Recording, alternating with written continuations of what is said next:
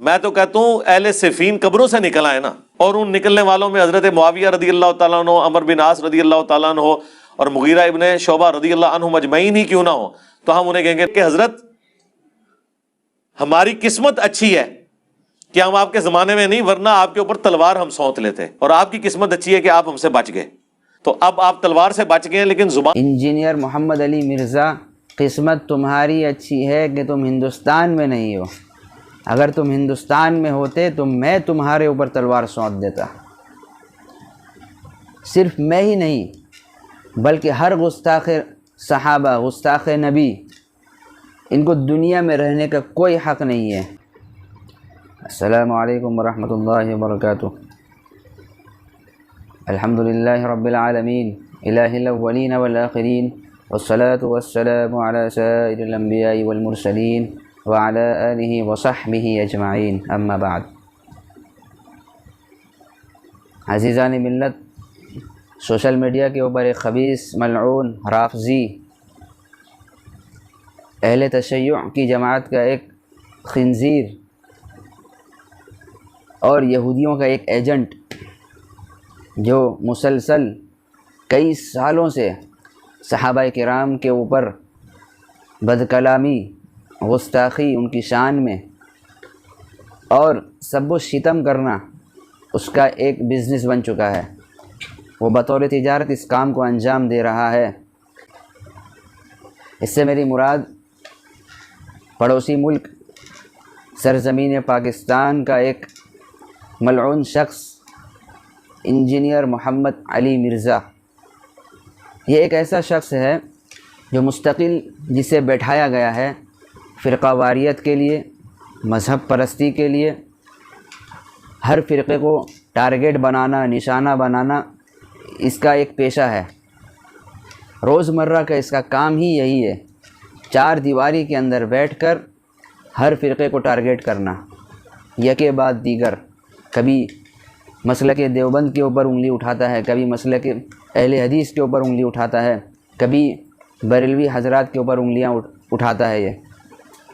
یہ ایک ایسا شخص ہے کہ حتیٰ کہ اس کی گستاخی اور بد کلامی، بدتمیزی، خباثت، شرارت اتنی بڑھ گئی ہے کہ یہ صحابہ کرام کے متعلق بھی بد کلامی سے کام لینے لگا۔ عزیزان ملت، جیسا کہ آپ نے ویڈیو دیکھا، ملعون کہتا ہے کہ اگر اہل صفین قبر سے آ جائیں اور ان کے ساتھ حضرت امیر معاویہ رضی اللہ تعالیٰ عنہ، حضرت شعبہ رضی اللہ تعالیٰ عنہ، حضرت عمرو بن عاص رضی اللہ تعالیٰ عنہم، یہ تمام آ جائیں تو میں ان کے اوپر تلوار سونت لیتا۔ پھر یہ ملعون آگے کہتا ہے کہ میری قسمت اچھی ہے کہ میں ان کے زمانے میں نہیں تھا، اور ان کی قسمت اچھی ہے کہ وہ میرے حملے سے بچ گئے، مجھ سے بچ گئے۔ میں کہتا ہوں کہ انجینئر محمد علی مرزا، قسمت تمہاری اچھی ہے کہ تم ہندوستان میں نہیں ہو، اگر تم ہندوستان میں ہوتے تو میں تمہارے اوپر تلوار سونت دیتا۔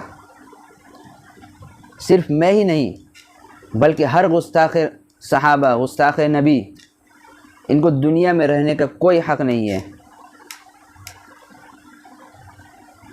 تم صحابہ کے خلاف بدزبانی کرتے ہو، صحابہ کے خلاف بد کلامی سے کام لیتے ہو، ان کے اوپر سب و شتم کرتے ہو، ان کو گالیاں دیتے ہو، جن کو قرآن کریم نے رضی اللہ تعالی عنہم ورضوا عنہ کا لقب دیا۔ خود آپ علیہ الصلاۃ والسلام نے کاتب وحی حضرت سیدنا امیر معاویہ رضی اللہ تعالی عنہ کے متعلق فضیلت کا اعلان کیا، حتیٰ کہ حضرت جبریل علیہ الصلاۃ والسلام آپ علیہ الصلاۃ والسلام کے پاس آئے اور کہا کہ اے اللہ کے رسول، آپ کچھ وصیت کر دیجئے، کیونکہ حضرت امیر معاویہ رضی اللہ تعالیٰ عنہ ایک ایسے شخص ہیں جو کتاب اللہ پر امین ہے، وَنِعْمَ الْأَمِينُ ہوا، اور کیا ہی بہترین امین ہے۔ معجم الاوسط کے اندر یہ روایت موجود ہے، اسی طرح صحیح بخاری کے اندر روایت موجود ہے۔ حضرت عبداللہ ابن عباس رضی اللہ تعالیٰ عنہما سے کسی نے شکایت کی کہ حضرت امیر معاویہ عشاء کی نماز کے بعد ایک رکعت وتر کی نماز پڑھتے ہیں، تو اس وقت پتہ ہے حضرت عبداللہ ابن عباس رضی اللہ تعالیٰ عنہما نے کیا جواب دیا؟ بہت ہی بہترین جواب دیا، اور کہا کہ تم ان کے متعلق کوئی گفتگو نہ کرو، ان کے بارے میں کچھ نہ کہو، کیونکہ وہ ایسے شخص ہے جنہوں نے آپ علیہ الصلاۃ والسلام کی صحبت اختیار کی ہے، وہ خود فقیہ ہیں، وہ خود مجتہد ہیں۔ انجینئر علی مرزا صاحب، صرف سوشل میڈیا پہ بھونکنے سے کچھ نہیں ہوگا۔ اگر واقعی مقابلہ کرنا ہے، مناظرہ کرنا ہے، وقت طے کیجئے، انشاءاللہ بندہ ناچیز حاضر ہے۔ آن دا اسکرین آپ سے انشاءاللہ گفتگو ہوگی اور آپ کے سارے سوالات کے جواب انشاءاللہ حل کر دیں گے، چاہے وہ المحند علی المفند کے اوپر بات ہو، علماء دیوبند کے چند عقائد ہیں جن کے اوپر آپ کو اشکالات ہیں، چاہے وہ صحابہ کرام کے متعلق کچھ باتیں ہوں، ساری باتیں انشاءاللہ کھل کر سامنے آ جائے گی اور دنیا کو حقیقت کا علم ہو جائے گا کہ باطل کون ہے اور حق کے اوپر کون ہے۔ جب حق آتا ہے تو باطل اپنے آپ سائڈ ہو جاتا ہے، مٹ جاتا ہے۔ جاء الحق وزهق الباطل، جس طرح حضرت مفتی طارق مسعود صاحب حفظہ اللہ تعالی جہلم تشریف لائے تھے تو آپ کس بل میں چھپے ہوئے تھے؟ قبر کی کون سے کونے میں آپ چھپے ہوئے تھے؟ آپ کو پتہ بھی تھا کہ حضرت تشریف لا چکے ہیں مفتی صاحب، لیکن آپ نے ان کے جانے کے بعد اپنا گٹر کھولا اور بدشمانی اور بدکلامی سے کام لیا۔ کئی مسالک کے علماء کرام نے آپ کو ڈیبیٹ کے لیے آفر کیا ہے، لیکن آپ کسی کے چیلنج قبول نہیں کر رہے ہیں، بلکہ آپ چیلنج پہ چیلنج تھوپ رہے ہیں۔ صرف تھوپنے سے نہیں ہوتا، چیلنج ایکسیپٹ کیجیے۔ اس سے پہلے بھی، کافی دنوں پہلے بھی آپ صرف کلپ بازیاں کرتے رہے ہیں اور آپ نے آج واپس کلپ بازیاں کرنی شروع کر دی ہیں۔ انگارہ لگا کر سائیڈ ہو جانا ہر ایک کو آتا ہے، آنکھ بجھا کر دکھانا ہر ایک کی بس کے بات نہیں۔ دیوبند کے ان کے بڑے کو بلا لو، حضرت مفتی تقی عثمانی صاحب حفظہ اللہ، ان کو بلاؤ، اور جتنے بھی بڑے بڑے علماء دیوبند کے آپ نام لیتے ہیں، آپ تو چھوٹوں سے بھی مقابلہ نہیں کر سکتے۔ ہمارا ہر چھوٹا آپ کے لیے بڑا ہے۔ اور آپ کو بخاری مسلم کا کیا علم ہے؟ اگر سیکھنا ہے احادیث ہم سے سیکھیے۔ مرزا صاحب، میں آپ کو دعوت اسلام پیش کرتا ہوں، آپ واپس کلمہ پڑھیے اور اسلام کے اندر نئی طریقے سے داخل ہو جائیے، کیونکہ آپ نے صحابہ کرام کے متعلق اتنی گستاخیاں کی ہیں، اور حقیقت میں آپ نے صحابہ نہیں بلکہ آپ نے آپ علیہ الصلاۃ والسلام کے شان میں گستاخی کی، اور اس کے ذریعے سے اللہ تعالیٰ کی شان میں آپ نے گستاخی کی، کیونکہ صحابہ کا انتخاب اللہ تعالیٰ نے خود متعین کیے ہیں۔ جب قرآن کریم نے ان کو لقب دے دیا رضی اللہ تعالیٰ عنہم ورضوا عنہ، تو ہم اور آپ ہوتے کون ہیں ان کے متعلق بد زبانی کرنے والے؟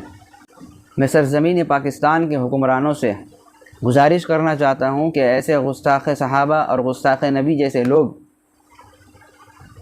ان کو دنیا میں رہنے کا کوئی حق نہیں ہے، بلکہ ان کو جلد سے جلد ان کے خلاف کارروائی کی جائے اور ان کو جلا وطن کیا جائے، شہر بدر کیا جائے انہیں۔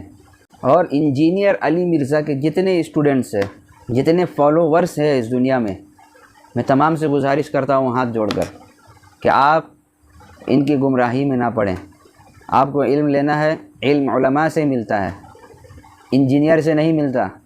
انجینئر کا کام ہوتا ہے سڑک چیک کرنا، راستہ بنانا، راستہ ناپنا، نہ کہ احادیث کے اندر ریسرچ کرنا۔ انجینئر کا کام ہوتا ہے عمارتیں تعمیر کرنا، عمارتوں کی بنیاد ڈالنا،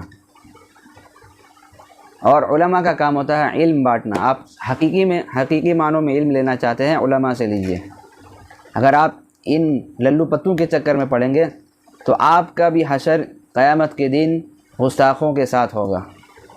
یہ حدیث کے نام پر دھوکہ دیتا ہے لوگوں کو، قرآن کریم کی غلط تفسیریں کرتا ہے، اسے قرآن کریم پڑھنا بھی نہیں آتا۔ صرف ایک بار یہ علماء دیوبند کے آمنے سامنے آ جائے یا بندہ ناچیز کے آمنے سامنے آ جائے، انشاءاللہ حقیقت دنیا کے سامنے کھل کر آئے گی اور ساری دنیا دیکھے گی کہ حق پر کون ہے اور باطل پر کون ہے۔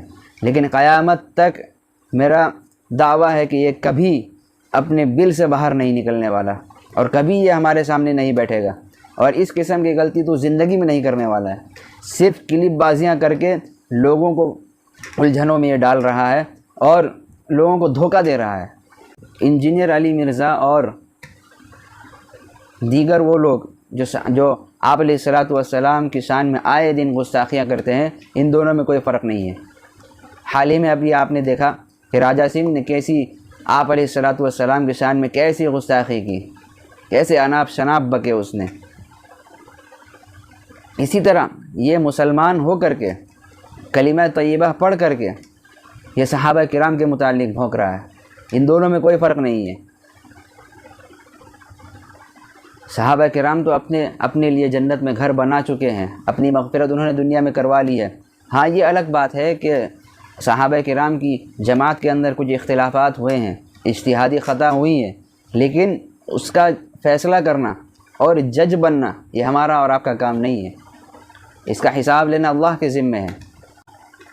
آپ اپنی فکر کیجئے، اپنی خیر منائیے کہ آپ کا حشر کیا ہوگا اور قبر کے اندر آپ کے ساتھ کیا سلوک ہوگا۔ اللہ تعالیٰ آپ جیسے گمراہوں سے میری اور امت مسلمہ کی حفاظت فرمائے۔